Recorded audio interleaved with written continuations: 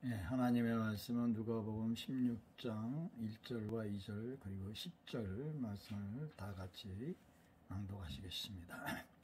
또한 제자들에게 이르시되 어떤 부자에게 청지기가 있는데 그가 주인의 소유를 낭비한다는 말이 그 주인에게 들린지라. 주인이 그를 불러 이르되 내가 내게 대하여 들은 이 말이 어찌 됨이냐. 내가 보던 일을 시행하라. 청지기 직무를 계속하지 못하리라 하니 지극히 작은 것에 충성된 자는 다같이 큰 것에도 충성되고 지극히 작은 것에 불의한 자는 큰 것에도 불의하니라. 아멘. 바르게 소명을 떠나기 오늘 두 번째 시간을 이어서 가도록 하겠습니다. 지난 시간에 살펴본 것이 본소는 소명에 대한 글이었다라는 말씀을 드린 바가 있습니다.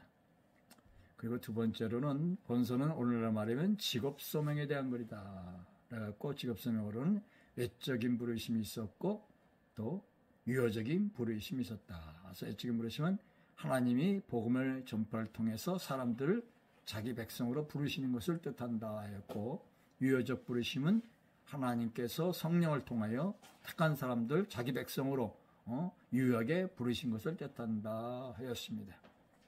그리고 오늘에 나오는 이 퍼킨스가 다루는 주제는 직업과 관련된 부르심이다. 그래서 본서에 나오는 부르심은 소명이라는 용어는 구원론적 논의와 배경에서 읽히면 안 된다라고 말씀한 바가 있습니다.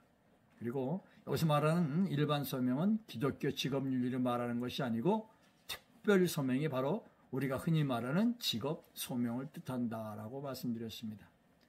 세 번째는 퍼킨스가 직업 소명에 대해 본서를 쓴 것은 400년 전의 일이다. 그래서 오늘날 우리가 은행이라고 할 수 있는 고리대금업을 굉장히 퍼킨스는 안 좋게 보았고, 또 우리가 흔히 말하는 젠틀맨이라는 표현이 우리가 연상하는 좋은 영국 신사를 뜻하는 것이 아니라 특정 직업 없이 자기가 가진 부를 가지고 사는 좀 이런 쫄부들을 좀 의미하는 좀 안 좋게 보았다는 것을 말한 바가 있습니다. 그리고 또 하나, 고대 그리스도부터 종교개혁 시대까지 노동은 아주 천민들이 하는 것이었다. 이런 주제를 가지고 이것을 바꾸는 것이 바로 종교개혁이었고, 특히 그 중심에 이 퍼킨스의 이 소명론이 굉장히 큰 역할을 했다라고 지난번에 살펴본 바가 있습니다. 그리고 이제 바르게 이제 소명을 떠나면서 우리가 소명의 사임에 대해서 한번 살펴볼 건데, 바로 오늘 본문에 나오는 내용이 되겠습니다. 그래서 본문에 보니까 뭐가 나와서 주인이 종을 불러서 내가 보던 일을 다 세마라. 네 직무를 이제 더 이상 계속하지 못하려 하면서 세마는 장면이 2절에 나왔었죠. 바로 그 부분을 말씀하고 있는 겁니다. 그래서 이 사임의 시기법은 첫째는 시기고 둘째는 사임의 방법이다. 그래서 지난번에 사임의 시기에 대해서 쭉 살펴보았습니다. 그래서 첫째는 완전히 일을 할 수 없게 되었을 때 사역 소명을 그만두게 된다. 그래서 병에 의해서든 또 신체의 어떤 이상에 의해서든 또 은사가 부족해갖고 할 수가 없든 어쨌든 간에 완전히 일을 할 수 없을 때, 그래서 예를 든 것이 바로 모세가 이 세상을 떠나기 직전에 여호수아를 불러서 소명을 인수인계하는 장면을 설명한 바가 있습니다.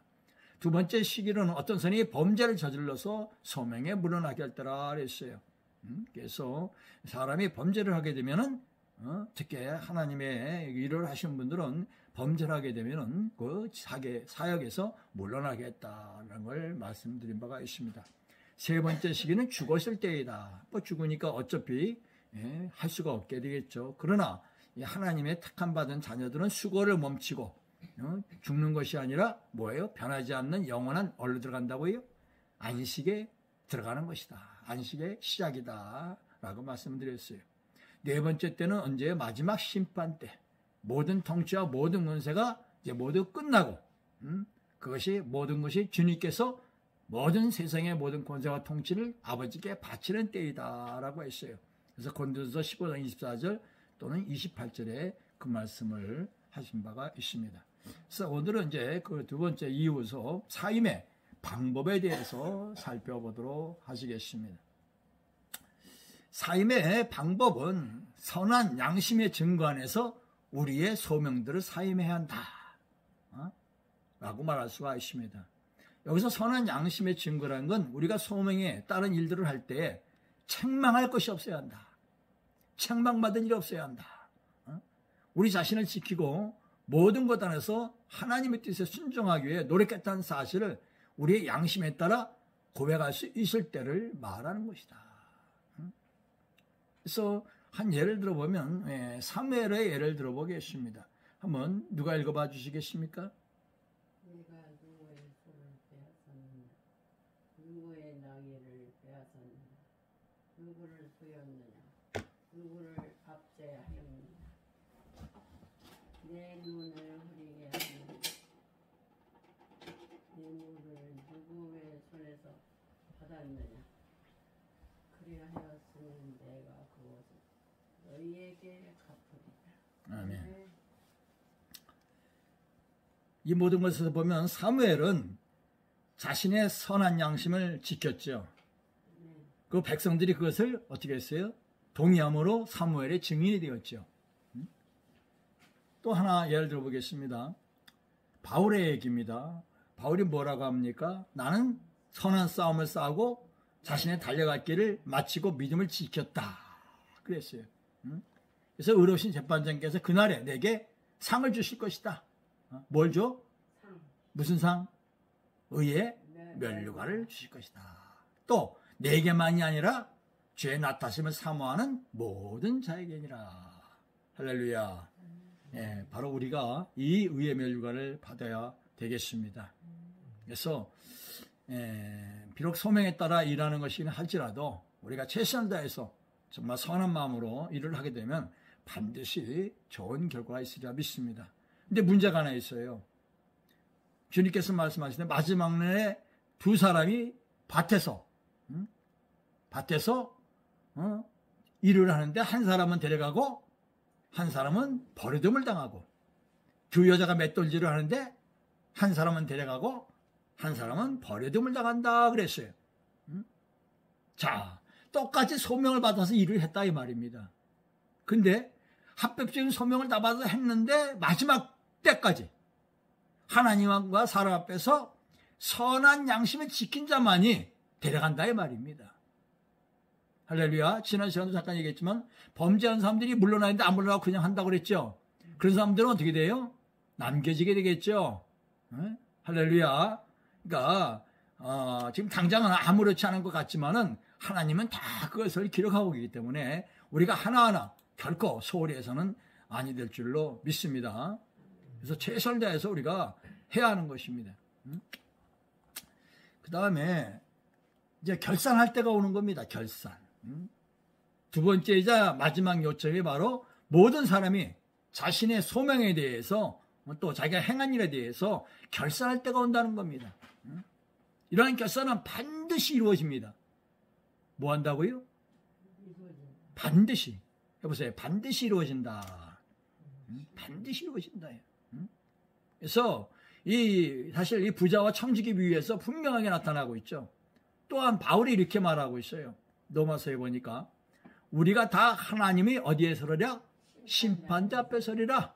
이러므로 우리 각 사람이 자기 일을 하나님께 뭐한다? 짓고 하리라. 솔로몬도 자신의 갈 길에서 방황하다가 하고 있는 청년에게 이런 말을 한 적이 있어요. 하나님이 이 모든 일로 말미암아 너를 심판하실 줄 알라. 자, 이 결산이 당장 이루어지지 않고 나중에 이루어질 것이라는 사실 때문에 사람들은 거의 마지막 요점에 관심을 두지 않아요, 여러분. 이게 문제인 거예요. 지난번에 그 포럼에서 목사님들이 이 부분을 내가 강조를 했어요. 이 부분을 강조하면서 했더니 목사님들이 하나같이 다 부들부들 떨어요. 왜? 사실 그렇거든요. 그러니까 우리 신자들이 이 진리를 깊이 생각해야 되는 거예요, 여러분. 저도 그렇고 여러분도 그렇고 이거 아주 깊이 생각해야 돼요. 이 결산을 위해서 우리 자신을 준비시켜야 하는 겁니다. 다시라도 준비가 되어 있어야 합니다. 언제 우리 주님이 우리를 부를지 모르거든요. 그렇죠? 내가 준비한 뒤에 불러가면 얼마나 좋겠어요? 아니란 말이에요. 그래서 목사님들 데리고 내가 그 얘기를 한 거예요. 당신이 만약에 오늘 주님께서 부른다면 주님 앞에 불러가서 심판당한다면 어떻겠습니까? 한번 솔직히 얘기해 보세요. 그러니까 대답을 못해요. 준비가 안 된 거예요.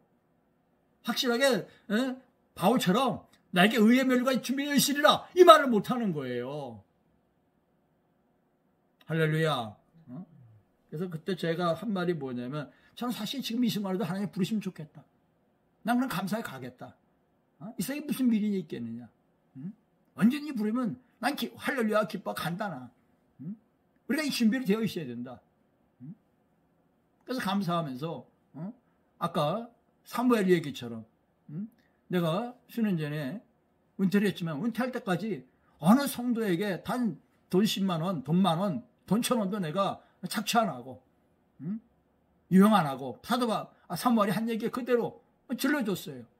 그렇게 끝난 것이 얼마나 감사한지 모른다 내가. 내가 한 것이 아니라 하나님이 지켜줬기 때문에. 여러분이 증인이죠. 몇십 년 내가 목회하면서 성도들에게 패기친 적 있습니까? 불의하게 사무엘처럼 착취한 거 있습니까? 부담 준 거 있습니까? 저는 없다고 생각하거든요. 있으면 여러분이 말해주세요. 저는 그렇게 없이 다 끝냈다고 생각을 해요. 지금도 마찬가지고. 그래서 우리는 항상 이걸 준비해야 돼요. 선한 양심으로. 내가 실수할 수 있어요. 실수를 얘기하는 게 아니에요. 사람이 어떻게 실수가 없어요. 신년인데. 실수는 없어요. 실수한 것은 하나님 앞에 실수했습니다. 다음에 실수하지 않도록 도와주세요 하고 회개하고 잘못된 것은 늦추면 끝나요. 그러나 고의적으로 악의적으로 잘못해갖고 이거를 얼렁뚱땅 넘어가고 회피하고 회개 안 하고 넘어갔으면 이건 심판 대상 아닙니까 여러분? 안 그렇습니까? 그래서 우리 결산에 대해서 우리는 두 가지 사항을 고려해야 돼요. 첫째 뭐냐? 결산이란 뭐냐? 둘째, 이 결산은 어떻게 이루어질 것인가? 이걸 항상 우리가 생각하고 있어야 해요. 그래서 이 부분에서 목사님들이 전부 긴장을 한 거예요. 그래서 여기서 여러 가지 제가 설명을 하고 얘기를 했습니다만 여러분은 목사님들이 아니기 때문에 그 얘기를 하지 않겠습니다. 그래서 그 얘기를 하니까 목사님들이 부들부들 떠오른 거예요, 그냥. 자기들이 평생 목회하고 살면서 은퇴하고 그런 분들 계신데 그 생각 없이 살아온 거예요, 한마디로. 그 생각 없이 은퇴하고 그 생각 없이 지금 사역을 하고 있는 거예요.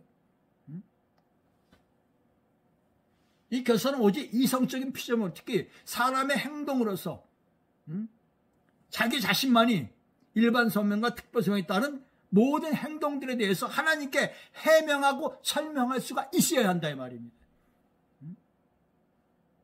아까 나왔죠 본문에. 읽었죠. 네가 직접 뭐예요? 직구하리라 그랬죠. 우리 스스로가 직구하게 돼 있단 말이에요.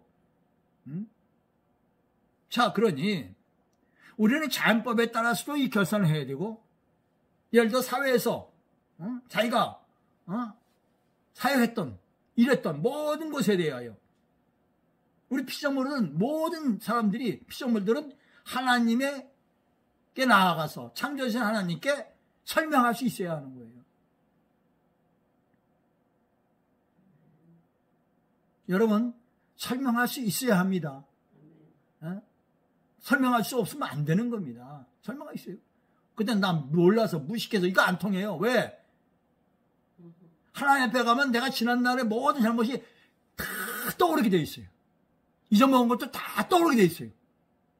그 전에 여러분 성령 은사론에서 얘기했죠. 회개할 때 지나간 과거 내 생각도 보니까 다 기억나게 하신다 그랬잖아요. 하나님 앞에 가면 그게 다 오게 돼 있는 거예요. 거기에서 나 몰라서 몰랐습니다. 이거 안 통하는 거예요. 다 직고하게 되어 있단 말입니다. 세세히. 그러니까 이 대목을 한번 상상을 해보세요. 등골이 서늘해지는 거예요, 여러분. 나는 잊어먹고 지나가는데 하나님의 책에는 다 기록되어 있단 말입니다, 이게. 그리고 그 앞에 가면 다 내 머릿속에 생각나게 되어 있어. 줄줄줄줄 내가 직고하게 되어 있단 말입니다. 그러니까 설명할 수 있어야 돼, 이거를. 해명할 수가 있어야 되는 거예요. 너무나 당연한 이치란 말이죠. 왜? 그 소명은 하나님을 섬기고 하나님을 영화롭게 하라고 주어진 것이기 때문에 그렇습니다. 그러니까 내가 한 모든 일들 속에 아까 찬양했죠. 내가 한 모든 일들이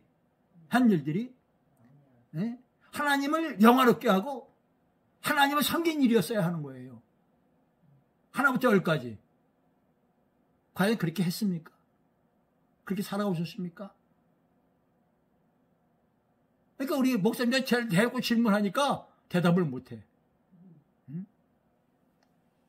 대다수가 절반 이상은 자기를 위해 살았거든. 응?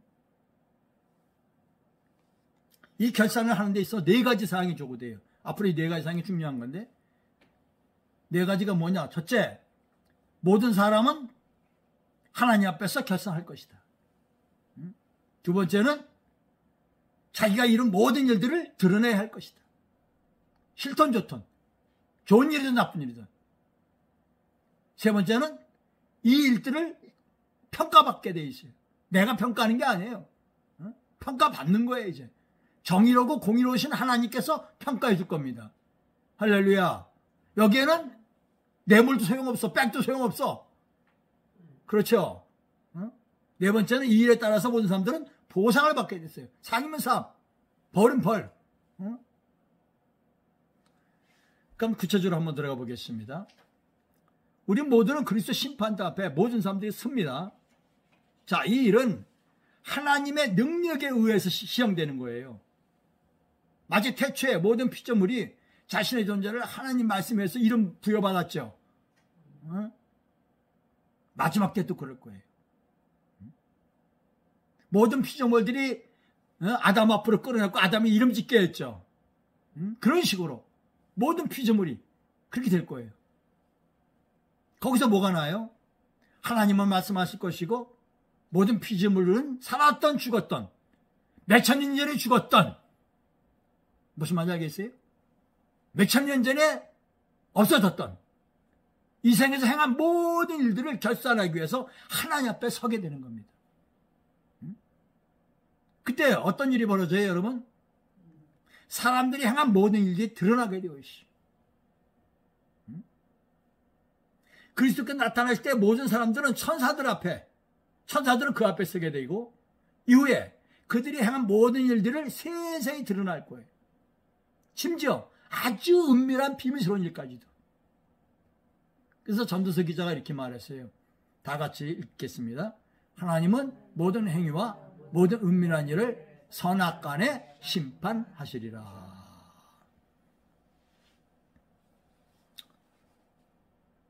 사실 심판이 낯설거든요. 살아있는 동안에 심판당하지 않으니까 낯설거든요. 살아있는 동안에 한 번도 심판 안 받잖아요, 우리가요. 그죠? 그러니까 낯선 거예요. 근데도 좋든 나쁘든 이 모든 걸 기록한 책들이 하나님 앞에 있다는 겁니다.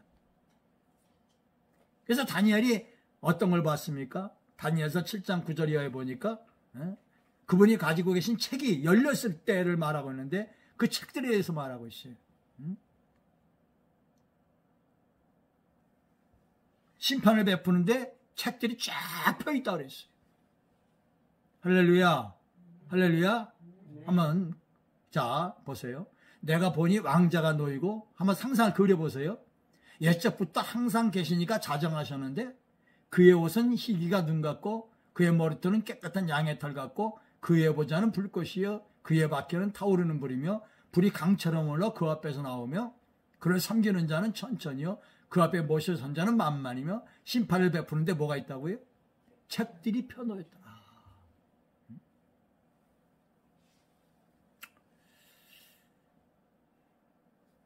이 책들 속에는 모든 사람들의 이름과 그 사람들의 모든 행적들이 다 기록되어 있을 겁니다. 근데 이 책들에 대해 우리가 반드시 이해할 것이 있는데 하나는 하나님의 지혜는 무궁무진하다는 것, 그리고 끝이 없는 무한하다는 것. 다른 하나는 우리가 어떤 일을 했든 우리의 양심이 수천 수만 명의 증인들과 같다는 거예요.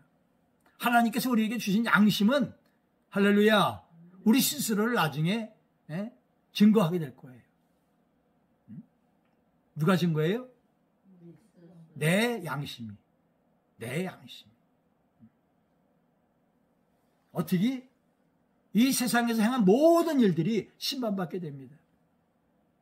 이 결산에 대해 우리는 한번 생각해 볼 필요가 있어요. 그렇다면 그동안에 하나님의 말씀에 대하여 이 결산에 대하여 순종했는지 불순종했는지 그 사람의 행실에 대하여 평가하는 것이죠. 이 시험을 부분적으로 율법에 게시되었고 또 부분적으로는 복음에 드러나 있어요. 그래서 하나님 뜻에 의하여서 시행될 겁니다. 왜? 하나님 뜻은 바로 선행, 악행을 분별하는 기준이기 때문에. 자, 여기서 명심할 거 있어요. 복음에 의해서 심판당하지 않을 사람들이 있어요. 이방 사람들은 복음 가지고 심판 못 당하죠. 모르니까 복음. 그 뭘로 해요? 율법에 의해서. 율법은 믿거나 안 믿고 상관이 없어요. 누구나 다 율법은 공통이야. 그렇죠? 선해야 되는 건 다 공통이죠, 여러분. 악하면 다 벌 받는 거죠. 하나님 믿고 안 믿고 상관이 없죠. 이해가 되십니까? 하나님 안 믿어도 예수 안 믿어도 그 사람들은 뭘로 심판받아요? 율법으로 심판받아요. 선과 악으로 심판받아요. 근데 성경은 뭐라 그랬어요? 이 세상에 선인은 의인은 있다 없다? 그러니까 율법으로 심판받아 살아날 사람이 있을까요? 없을까요? 그러니까 저 사람들은 우리는 복음 몰라, 예수 몰라요. 우리는 심판 당할 수 없어요. 예수 모르니까 한 번도 소용이 없다는 거예요. 그렇죠? 그 자기의 양심이 자기를 고발해버리니까. 그 양심이 뭘로 고발할까요? 율법으로 고발해요. 무슨 말인지 아시겠어요? 그 양심, 세상 사람도 율법은 가지고 있는 거예요. 그 기본 바탕에 사람은 범죄하지 말아, 죄짓지 말아야 된다. 알고 있어요? 모르고 있어요? 다 알고 있죠. 선해야 된다? 안 한다? 선해야 된다? 다 알고 있죠. 자기 양심이 자기를 고발할 거예요. 그러니 하나님이 공의롭지 않다고 말할 수 있어요? 없어요? 없어요, 그 심판. 대항할 염두가 없어요. 하자가 없어요. 그래서 각 사람이 행한 그 행위들에 대해 결산이 이루어지는 겁니다. 그렇게. 네 번째면서 마지막이에요. 마지막에 행위에 따라 이제 보답을 받는 겁니다. 충성된 종이었던 사람은 그리스도의 음성을 들을 겁니다. 누구의 음성을요? 그리스도의 음성. 여러분, 이거 중요한 겁니다. 그리스도의 음성을 못 들으면은 끝나는 거예요. 끝나는 거예요. 주의 음성을 듣는 자가 돼야 돼. 주의 음성을 내가 들으니 할렐루야. 이 찬양 그냥 거저 부르지 마세요. 정말 깊은 의미가 있는 거예요. 뭘 들어야 되냐? 다 같이 착하였도다 착하고 충성된 종아. 내가 적은 일에 충성하였음에 내가 많은 것을 내게 맡기리니 내 주인의 즐거움에 참여할지어다. 이 소리를 들어야 되는 거예요. 그러니까 자신의 소명을 따라 일하는 데 있어서 충성되지 못하였거나 불의했던 사람들은 이런 음성을 못 들어요. 그럼 뭘 들을까요? 이 소리를 들어요. 이 소리. 그 손발을 묶어 바깥 어두운 데 내던지라. 거기서 슬피 울며 이를 알게 되리라. 뭘 들어요? 심판의 호통을 듣게 되는 거예요. 내쫓김 당하는 불효령을 듣게 되는 거예요.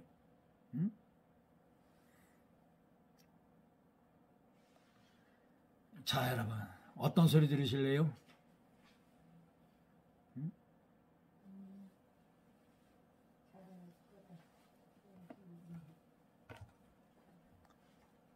이것이 현실이고 우리의 현실입니다, 여러분. 저와 여러분의 현실이에요, 여러분. 머지않은 장래에 이렇게 될 거예요. 그것이 오늘이 될지 내일이 될지 모레 될지 모르지만은 반드시 이루어질 겁니다.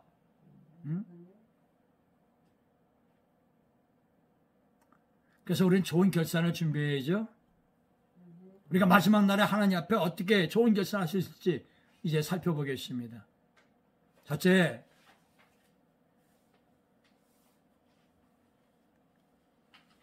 우리는 우리가 받을 것과 또 갚아야 할 것들에 대하여 계산서를 작성해야 돼요. 뭘 작성하라고요?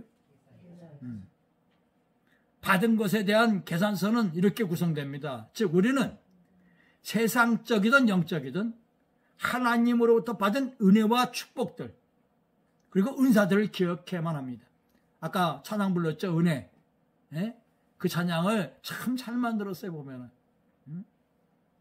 자꾸 그 찬양을 부르셔요. 부르시면은 많은 도움이 될 것 같아요. 그래서 이달에 찬양도 그 은혜를 했습니다만은 여러분 찬양을 많이 부르시기 바랍니다. 이 은혜 찬양 부르다 보면은 많이 깨닫게 될 거예요. 또 세상적인 축복들이 있어요. 우리에게. 우리는 평화, 건강, 부, 자유, 그리고 좋은 것들 등등 이런 모든 종류의 세상 것들을 아주 철저히 한번 생각해 볼 필요가 있어요. 특히 영적인 축복들에 있어서도 마찬가지예요.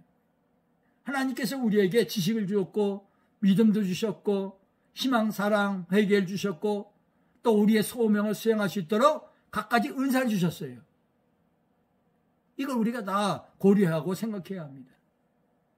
사실 그동안 우리가 누려왔던 모든 것들에 대하여 아까 찬양에 말씀하듯이 온전하고 공정한 계산서를 작성해야 돼. 이제는 아까 찬양에 불렀죠 여러분. 내가 누려왔던 모든 것들 계산서 작성해야 돼요.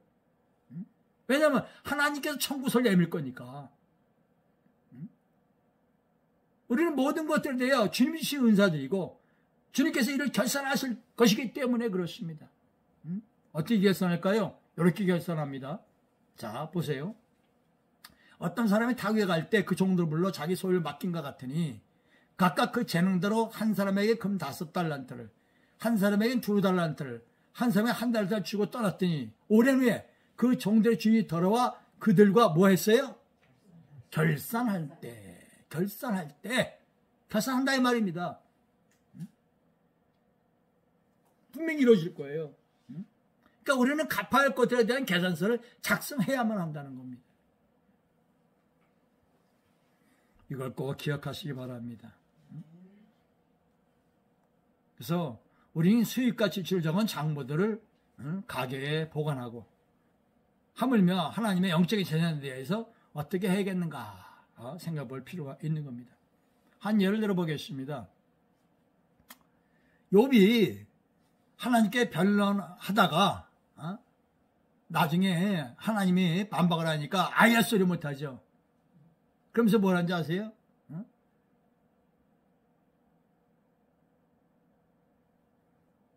사람이 변론하기를 좋아해도 1000마디에 한마디도 대답하지 못하리라 그랬어요. 1000마디에 한마디도 대답하지 못하리라. 또 다윗은 자기 허물을 능히 깨달을 자 누구냐 그랬어요. 여러분 나눠진 책에 있어요. 에스라도 마찬가지예요. 나의 하나님이여 내가 부끄럽고 다시 뜨고 감히 나의 하나님의 향해 얼굴을 들지 못하오니 이는 우리 죄악이 많아 정수에 넘쳤고 우리 허물이 커서 하늘에 미침이니이다. 네, 우리는 이 부분을 생각해야 돼요. 어떻게 우리가 결산할 수 있을지에 대하여 한번 살펴보고 거기에 여러분이 묵상하고 길을 찾아보기를 바랍니다. 두 번째로는 우리가 하나님께 변명할 수 있을 것인지에 대해 어떻게 변명할 것인가 생각해 봐야 돼요. 근데 여러분 변명은 안 통한다고 그랬죠? 정확하게 계산해야 돼. 정확하게 결산해야 돼. 아까 얘기했지 욥이 하나님 앞에 자신의 수천 잘못에 대하여 한마디도 변명을 못했어요. 근데 욥은 동방의 의인이라 그랬어요. 여러분. 근데 한마디도 변명 못했다고 그랬어요. 그러니 우리는 뭐 말할 것도 없겠죠. 그죠? 욥 같은 사람이 변명을 못했는데 우리가 뭔 수로 변명을 하겠어요. 우리의 잘못되고 부정한 판단들은 우리 정신을 사잡고는 영적인 졸음을 깨워야 합니다. 그래갖고 늘 주님 앞에 성찰하고 회개하고 깨끗이 자신을 하나님 앞에 내어놓을 수 있어야 하는 겁니다. 하나님께 공의로운 하나님께 변명할 수 없다는 사실을 알게 되면 어떻게 돼요? 다음 단계에 갑니다. 변명할 수 없습니다, 여러분. 아시겠어요? 변명할 수 있어요? 변명할 자신 있으면 나와보세요. 없어요. 그러니까 어떻게 해야 돼요, 여러분요? 다음 단계로 가야겠죠? 뭡니까? 그리스도에게 붙어 있어야 돼요. 네. 그리스도께 붙어갖고 주여 우리 죄를 사하여 주옵소서. 주여 우리의 죄를 사하여 주옵소서. 이거를 해야 되는 거예요. 이 기도를 해야 되는 거예요. 주님께서 이렇게 가르쳐 주셨잖아요. 주의 기도에서 가르쳐 주셨잖아요. 이렇게 하라고. 네? 그래서 우리를 위하여 십자가에 희생하셨잖아요. 십자가에 나를 위해 희생에 돌아가신 주님의 이름으로 우리 죄를 사하여 주옵소서. 응? 이걸 하셔야 돼요. 이걸 하셔야 돼요. 응? 시간이 지나서 그렇습니다만은 뭐 찬양 부르면 참 좋겠는데 너무 늦어서 안 되겠고 어쨌든 간에 그래서 마태복음에 보면 이런 말씀이 있어요. 사람이 무슨 무익한 말을 하든지 심판날에 이에 대하여 뭐 하라고요? 신문을 받으리니. 이때 신문 받을 때 뭐 해야 돼요 우리는요? 주여 십자가의 보혈로 주님 앞에 나왔습니다. 주님의 그리스도의 이름으로 나왔습니다. 내 죄를 사하여 주옵소서. 이걸 믿고 나왔습니다. 할렐루야. 그 옆에 가서 사하여 주옵소서 하면 안 돼요. 이미 하고 가야 되는 겁니다. 아멘. 할렐루야. 그 옆에 가서 사하여 주옵소서는 안 통합니다. 때는 늦은 거예요. 동성애 노래예요. 이 생에 있을 때 해야 합니다. 할렐루야. 이 생에 있을 때만 기회가 주어지는 거예요. 이 생 떠나면 그 옆에 가서 사하여 주옵소서 안 통합니다. 이해가 되세요? 그 옆에 가서 하려면 큰일 납니다. 그때는 용서가 안 되는 거예요. 그래서 바울이 뭐라 그랬어요? 이런 말을 했어요. 우리를 거슬고 불리하게 하는 법정으로 쓴 증서라고 말하고 있어요. 이 증서는 뭡니까? 우리를 대항하여 우리 손으로 쓴 계산서예요. 우리 양심이 쓴 계산서예요. 율법에 의하면 우리는 하나님께 빚진 자들이에요. 만약에 예수 그리스도의 중보자가 없다면은 우리는 나아갈 수가 없어요. 이 결산을 피할 수 없어요. 그리스도의 중보가 없이 이 결산을 피할 수 있다면 이건 착각입니다. 환상입니다. 세상 사람들, 예수 믿지 않는 사람들이요, 구원받지 못한 사람들은요, 이 착각 속에 사는 거예요. 착각 속에 살고, 뭐, 극락을 가니, 어디 가니, 엉뚱한 소리 하고 착각에 살면 되지, 선하게 살면 되지, 착각하지 말라 그러세요.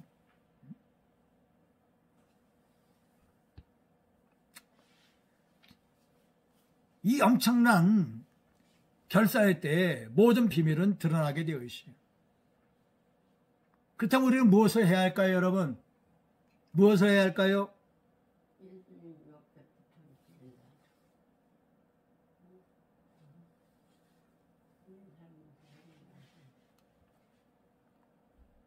어리석고 빈약한 변명을 생각하지 말고 뭘 해야 될까요? 이걸 읽어보세요. 죄의 싹신 뭐예요? 하나님의 은사는 그리스도 예수, 우리 주 안에는 영생이라. 그러니까 어떻게 돼요? 예수 그리스도께 착 달라붙어 있어야 돼. 그죠? 살 길은 예수 그리스도밖에 없는 거예요. 응? 그러면 우리가 뭐라고 말해야 돼요? 주님, 내가 최선을 다해 소명을 잘 수행했으나 언제나 선한 것을 의도하고 사람을 해하지 않으려고 노력했습니다. 그러나 혹간이라도 제가 잘못한 점이 있습니다. 이것도 잘못했고 저것도 잘못했습니다. 우리에게 자비를 베풀어 주시옵소서. 내 죄를 용서하여 주옵소서. 긍휼을 베풀어 주시옵소서.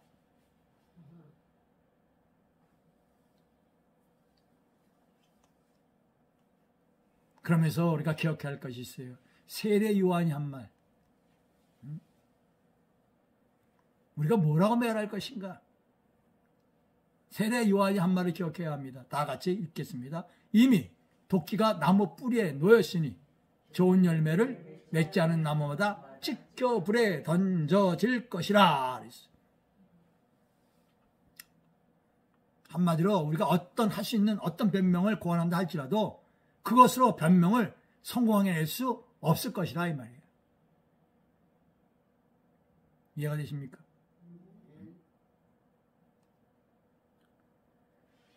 어떤 율법의 조항 하나라도 어겼다면은 이것으로 해요. 우리 선행들은 다 소멸되는 거예요. 무용지물 되는 거예요. 그러니까 선행으로 의롭다 하심을 여김받고자 하는 사람은 율법을 엄격히 지켜야 되는데 지킬 수 있을까요?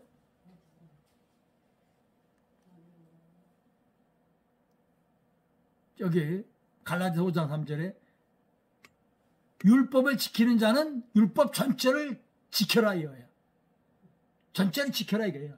그럼 구원받을 수 있는 겁니다. 근데 지킬 수 있는 사람이 있을까요? 없어요. 없어요.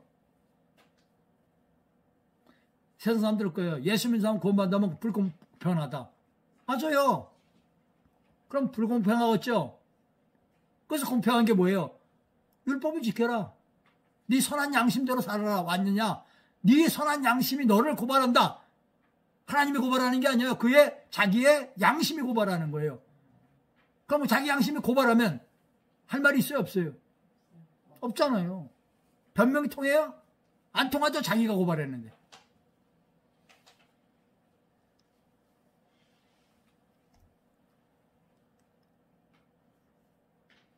그래서 이사야 64장 6절 우리가 다 부정한 자 같아서 우리의 의는 다 뭐 같다고요? 더러운 옷 같고 우리는 다 잎사귀와 같이 시들므로 우리의 죄악이 바람같이 우리를 몰아가나이다 그랬어요.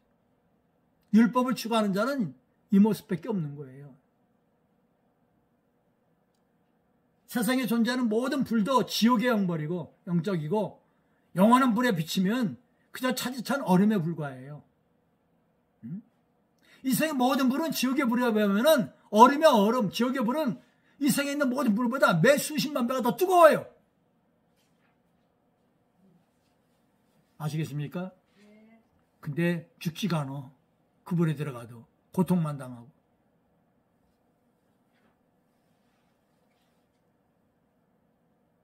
참 끔찍하죠, 여러분? 끔찍한 거예요.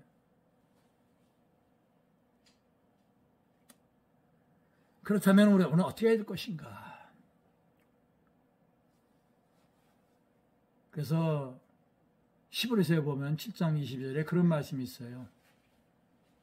이와 같이 예수는 더 좋은 언약의 보증이 되셨느니라. 우리에게 보증이 되셨어요. 너가 나를 믿고 내 이름으로 제사함 받으면 누가 보증해요? 예수님이 보증해요. 할렐루야. 예수님이 보증해요. 그러면서 십자가에서 우리를 대신해서 기뻐하시면서 가셨죠? 거기에서 우리를 죄를 구속하기 위하여 당신의 피를 흘리셨죠? 그래서 그분께 나가야 돼요. 그래서 고린도서 1장 14절에 그 아들 안에서 우리가 속량고 제사함을 얻었도다 그랬어요. 그분 안에서 우리가 제사함을 얻은 거예요.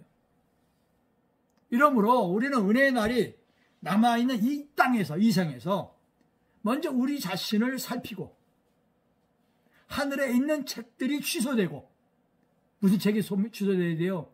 나를 고발한 책들이 취소돼야 돼요. 아까 다니엘서 나왔죠? 책들이 쫙 펼쳐져 있다고. 이게 취소가 돼야 돼요. 할렐루야. 그 책들이 나를 고발하게 해서 안 된다 이 말이에요. 그리스도께서 우리의 죄를 위해 자신을 희생시켜 지불하심으로 하나님을 만족시켰다는 사실에 대하여 확신이 있을 때까지 우리는 결코 쉬지 말아야 합니다. 아멘? 이것을 우리가 흔히 말하는 구원의 확신이라고 하는데 구원의 확신에 대해서 얼마만큼 사람들이 가지고 있느냐, 얼마만큼 알고 있느냐 이 말이에요. 이것이 이루어지면 우리는 마지막 심판날에 주님 앞에 좋은 결산을 할 수 있을 겁니다, 여러분. 그래서 다 같이 히브리서 7장 22절 이와 같이 예수는 더 좋은 언약의 보증이 되셨느니라. 아멘. 보증이 되셨다고 그랬어요. 할렐루야. 이거 붙잡고 기도하셔야 되는 겁니다. 주님은 나의 보증입니다. 예수는 나의 보증입니다. 나의 구원의 보증이십니다. 누가 보증했어요? 예수가 보증한 거예요. 세상 사람 보증한 거 소용없어요. 할렐루야. 예수가 보증한 거예요. 그러므로 그 얘들, 그 아들 예수 안에서 우리가 속량고 제사함을 얻었도다. 아멘. 아멘. 이 확신이 있어야 되는 거예요. 이것이 있어야 좋은 결산을 볼 수가 있는 겁니다. 다 같이 읽고 마치겠습니다. 내가 진실로 속히 오리라 하시거늘. 아멘. 주 예수여 속히 오시옵소서. 아멘. 기도하겠습니다. 은혜로우신 아버지 하나님 감사합니다. 정말 우리가 마지막 때까지 긴장을 늦추지 말고 주님 앞에 어떻게 살아야 할 것인지, 어떻게 나아가야 할 것인지, 또 어떻게 마무리할 것인지 살펴보는 시간이었습니다. 아버지 하나님 인도하여 주옵소서. 붙잡아 주시옵소서. 결코 주님 실망시키지 않는 종들이 다 되도록 축복하여 주시옵소서. 예수님의 이름으로 간절히 기도하옵나이다. 아멘.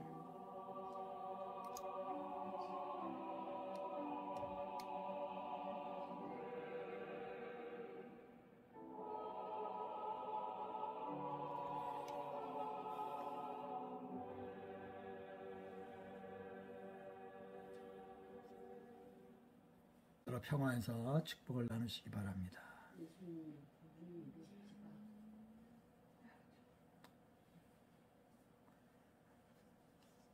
예. 아까도 잠깐 얘기했습니다. 목사님들 할 때는 좀 더 세게 제가 했었어요, 사실은.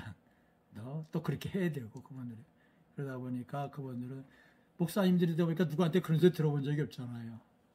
그러니까 굉장히 쇼크를 받았던 것 같아요. 충격을 많이 받았던 것 같아요. 그래서 아마 큰 도움이 그분들에게 되었으리라고 저는 생각을 합니다. 그랬더니 끝나고 나서 다들 아주 너무 좋아하고 기뻐하고 그렇게 하시더라고요. 여러분들에게 좀 살살했습니다만은 제가 다 못한 얘기도 여러분은 이미 알아들으셨을 테니까 그동안 많이들 들어왔기 때문에 깨닫고 또 주변에 있는 사람들에게도 일러주세요. 할렐루야. 그래서 지난번 거하고 이번 거를 제가 유튜브에 올린 걸 또 우리 홈페이지에 올린 거 삭제 안 하고 그대로 놔둘 겁니다. 그래서 언제든지 들어와서 볼 수 있게 들을 수 있게 해놓을 겁니다. 그래서 많은 사람들에게 도움이 되기를. 왜냐하면 사실 그런 설교하기가 쉽지가 않거든요. 듣기가. 그래서 많이 전달하시고 듣게 되도록 해주시기 바랍니다.